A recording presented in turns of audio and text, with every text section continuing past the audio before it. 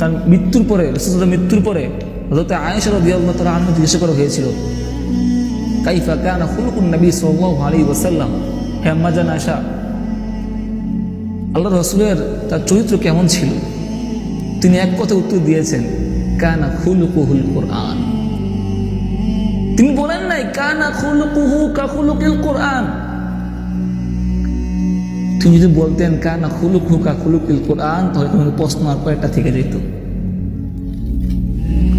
তাই না? তিনি এমন উত্তর দিয়েছেন যার পরে আর কোনো প্রশ্ন আসবে এর কোনো প্রশ্নই নেই।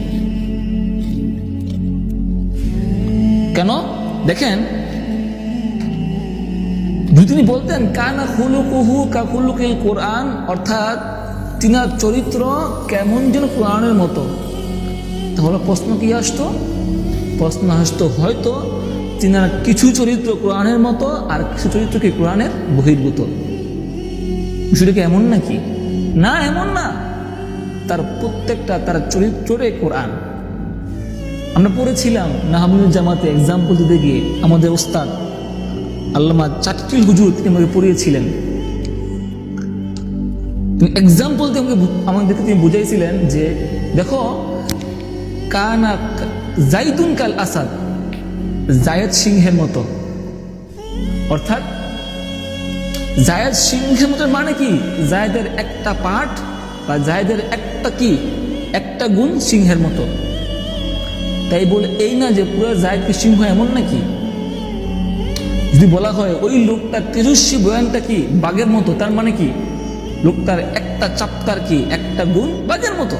তাই বলে এই না যে পুরা লোকটা কি বাঘ, এমন নাকি? আরে না, এমন না তো। জায়েদ সবকিছু ঠিক আছে, এমন না যে জায়েদ সিংহ যেভাবে ঘুমায় জায়েদ এভাবে ঘুমায়, সিংহ যেভাবে খায় জায়েদ এভাবে খায়, এমন নাকি? না, তার গর্জনটা বা তার একটা গুণ একটা চাপটার কি সিংহের মতো, আর বাকি যে আছে যেগুলো কি তার নিজের মতো। এমনটা বলে কি এমনটা বুঝে আসতো, কিন্তু তিনি এমন উত্তর দিয়েছেন যার পরে কোনো প্রশ্ন আসে না। কিন্তু ওই লোকগুলো বোঝে না, ওই শ্রেণীগুলো এগুলো বুঝতে চায় না, তারা